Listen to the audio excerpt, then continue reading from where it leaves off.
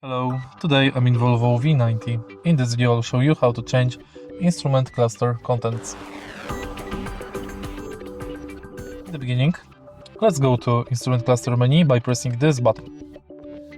Next, press bottom arrow until you see odometer, range and tourists. Mark the function to enable or disable it.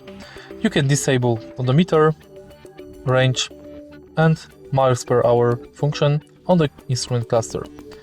Next, you can switch trip info between TM and TA or neither. In the end, you can change average fuel consumption between TM, TA, or you can select liter per hour or neither. And that's basically it. If you find this video helpful, please leave like, comment and subscribe.